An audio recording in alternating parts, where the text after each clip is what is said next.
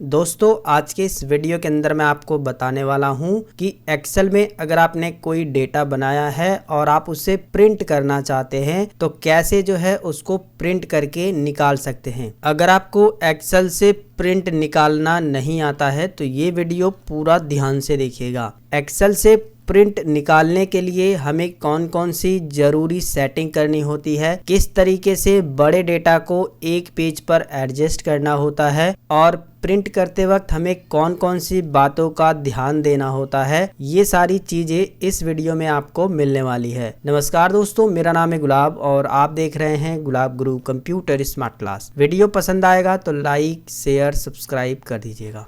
तो देखिए दोस्तों, मैंने एक्सेल में पहले से ही डेटा बना लिया है और ये डेटा काफ़ी बड़ा है।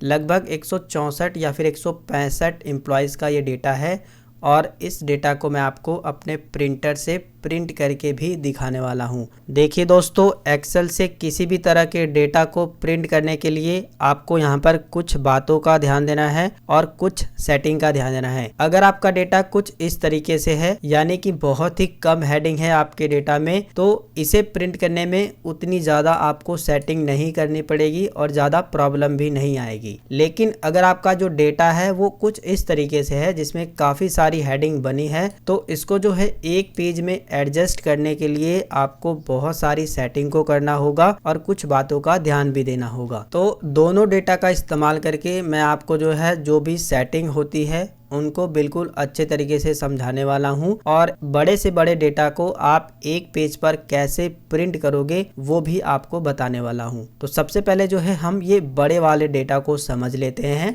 देखिए, जो भी आपने डेटा बनाया है उसको आप सबसे पहले अच्छे तरीके से एडजस्ट कर लीजिए। एडजस्ट करने का मतलब ये है कि ये जो आपकी मेन हेडिंग है ये मर्ज एंड सेंटर होनी चाहिए ये पूरे के पूरे डेटा में। और इसके बाद ये जो आपने सब हेडिंग बनाई है इसको आप चाहो तो लेफ्ट अलाइन कर सकते हो या फिर सेंटर कर दोगे तो बहुत अच्छी बात रहेगी। इसके अलावा अगर आप चाहो तो ये जो आपकी मेन हेडिंग है इसके अंदर यहाँ से जो है बैकग्राउंड का कलर वगैरह भी दे सकते हो। इसी तरीके से ये जो आपने सब हेडिंग बनाई है इसके अंदर भी आप चाहो तो यहाँ से कलर वगैरह भर सकते हो, वो आपकी मर्जी है। फिलहाल हम यहाँ पर कलर नहीं भरने वाले हैं। इसके बाद जो अगली बात का आपको ध्यान देना है कि जो आप डेटा प्रिंट कर रहे हैं उसमें बॉर्डर लगाना काफी ज्यादा जरूरी है। बॉर्डर लगाना काफी ज्यादा आसान है, आप डेटा में कहीं पर भी क्लिक कर दीजिए। इसके बाद जो है कंट्रोल के साथ ए बटन को दबाइए तो आपका जितना भी डेटा रहेगा पूरा का पूरा जो डेटा है वो सिलेक्ट हो जाएगा। इसके बाद जो है बॉर्डर लगाने के लिए आप होम टैब पर क्लिक करिए, यहाँ पर बॉर्डर पे क्लिक करिए और इसके बाद ऑल बॉर्डर पर क्लिक कर दीजिए तो आपके पूरे के पूरे डेटा में जो है बॉर्डर लग जाएगा। अब इस डेटा को आपको जो है सबसे पहले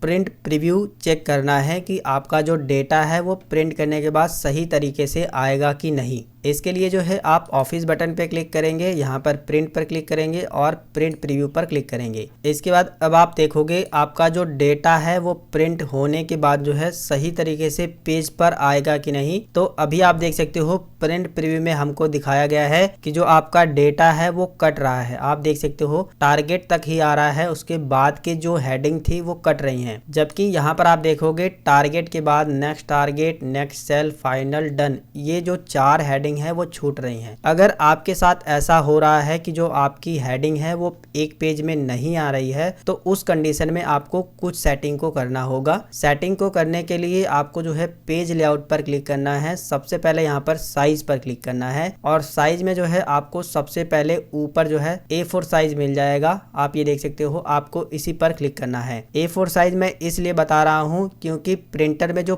पेपर इस्तेमाल होता है ना वो ज्यादातर A4 साइज का ही होता है। इसलिए जब हम A4 साइज यहाँ पर सिलेक्ट करेंगे तो जब हम प्रिंट निकालेंगे ना तो बिल्कुल सही तरीके से पेपर पर प्रिंट होकर के आएगा। अगर आपके पास कोई दूसरी साइज का पेपर है तो आप वो सिलेक्ट कर सकते हैं, लेकिन हम जो है A4 साइज सिलेक्ट करेंगे। इसके बाद आपको ओरिएंटेशन पर क्लिक करना है और आपको यहाँ पर लैंडस्केप पर क्लिक कर देना है, क्योंकि अभी आप देखोगे पोर्ट्रेट पर सिलेक्ट है और पोर्ट्रेट पर सिलेक्ट रहेगा तो आपका खड़ा पेज प्रिंट होगा और जब खड़ा पेज प्रिंट होगा तो आपकी केवल यहीं तक हेडिंग आ रही है। तो इस कंडीशन में आपको लैंडस्केप पर क्लिक कर देना है। लैंडस्केप पर क्लिक करते ही अब आप देखोगे ये जो लाइन आ रही थी यहाँ पर आपको एक प्रिंटर की जो गाइडलाइन है वो भी दिखाई देगी। यहाँ पर आप देखो डॉट डॉट करके आ रहा है। जैसे ही हमने लैंडस्केप सेलेक्ट किया तो यहाँ पर आप देखोगे ये जो डॉट डॉट लाइन करके आ रहा है वो यहाँ पर चला गया है। अगर हम पोर्ट्रेट पर क्लिक करेंगे तो वो लाइन जो है यहाँ पर आ गई है, आप देख सकते हो। लेकिन अगर आप जो है यहाँ पर लैंडस्केप पर क्लिक कर देते हो तो ये जो लाइन है वो यहाँ पर बता रहा है कि यहाँ तक का जो डेटा है वो एक पेज पर प्रिंट होगा। तो इस तरीके से अगर आपकी ज़्यादा हेडिंग है तो उसको आप एडजस्ट कर सकते हो। इसके अलावा अगर और भी हेडिंग है, जैसे कि मान लीजिए मैंने यहाँ पर 2 और हेडिंग बना दी गुलाब चंद के नाम से, सिर्फ मैं आपको समझा रहा हूँ, चीज़ों को आप ध्यान से समझिए। अब हमने जब ओरिएंटेशन को चेंज किया तो हमारा यहाँ तक डेटा प्रिंट हो रहा है। अभी भी 2 हेडिंग छूटेगी, मैं आपको वो भी दिखा देता हूँ। हम यहाँ पर क्लिक करेंगे, प्रिंट प्रीव्यू पर जाएंगे तो देखिए डन तक प्रिंट होगा, लेकिन अभी जो है 2 हेडिंग जो हमने बनाई है वो छूट रही है। ठीक है, तो उस कंडीशन में हमें क्या काम करना है, मार्जिन पर क्लिक करना है और यहाँ से थोड़ी सी मार्जिन को कम कर देना है, नैरो पर क्लिक कर देना है। जैसे ही आप नैरो पर क्लिक करोगे तो देखोगे ये जो प्रिंटर का इंडिकेटर था, जो लाइन आ रही थी, वो एक हेडिंग और एडजस्ट कर लेगी। अब मैं आपको दोबारा से प्रिंट प्रीव्यू चेक करा देता हूँ। हम ऑफिस बटन पे क्लिक करेंगे, प्रिंट पे जाएंगे और प्रिंट प्रीव्यू चेक करेंगे तो अब आप देख सकते हो यहाँ पर एक हेडिंग जो है और इसके अंदर प्रिंट होगी, यानी एक हेडिंग और बढ़ जाएगी। इसके अलावा अभी भी आप देखोगे एक हेडिंग छूट रही है। तो यहाँ पर जो इम्पोर्टेंट सेटिंग थी वो हमने कर दी है। अब आपको क्या काम करना है, प्रिंट प्रीव्यू की सेटिंग में चले जाना है और यहाँ पर जो एक हेडिंग छूट रही है, ये वाली जो एक हेडिंग इधर छूट रही है, उसको भी एडजस्ट करने के लिए आपको पेज सेटअप पर क्लिक करना है और ये जो एडजस्ट टू लिखा हुआ है, इसके सामने जो 100 लिखा हुआ है, इसको थोड़ा सा कम करके देख लेना है। हम 90 पर करके देखते हैं, ओके पर क्लिक करेंगे तो देखिए 90 पर जैसे ही हमने क्लिक किया तो जो हमारा ये डेटा था वो थोड़ा सा सिकुड़ गया है और यहाँ पर ये हेडिंग भी यहाँ पर आ गई है। इसी तरीके से दोस्तों अगर कोई और हेडिंग छूट रही है तो आप जो इसका स्केल है ना, उसको थोड़ा सा और कम करके यहाँ पर ओके करोगे तो वो भी हेडिंग जो है इसके अंदर एडजस्ट हो जाएगी एक ही पेज में। लेकिन ध्यान आपको ये देना है कि आपको जो है ज्यादा स्केल को कम नहीं करना है। अगर आप ज़्यादा कम कर दोगे तो ये जो आपका डेटा है वो काफ़ी छोटा छोटा दिखने लगेगा। इस चीज़ का आपको ध्यान देना है। इसके अलावा दोस्तों कभी कभी ये हो सकता है कि आपकी जो हेडिंग है वो इतनी रहेगी, आपका जो डेटा है वो इतना रहेगा और ये पूरा का पूरा जो डेटा है वो एक ही पेज पर आपको प्रिंट करना होगा। जैसे कि अभी मैं आपको एक चीज़ समझाता हूँ, प्रिंट प्रीव्यू में हम लोग चलते हैं। देखिए हमारा एक पेज पर इतना डेटा आ रहा है और दूसरे पेज पर थोड़ा सा ही डेटा आ रहा है, आप देख सकते हो इतना। तो इतना डेटा जो है हमें एक ही पेज पर एडजस्ट कर लेना है यहाँ पर, ताकि हमारा डेटा जो है एक ही पेज पर प्रिंट हो जाए। हमें अलग से जो ये जो फालतू का पेज जा रहा है ये बच जाए। तो उस कंडीशन में भी जो है आपको प्रिंट प्रीव्यू की सेटिंग में आना है और पेज सेटअप पर ही क्लिक करना है और यहाँ पर आपको एक ऑप्शन दिखाई देगा फिट टू का, आप ये देख सकते हो। अब आपको एडजस्ट नहीं करना है, बस फिट टू पर क्लिक कर देना है और ओके पर क्लिक कर देना है।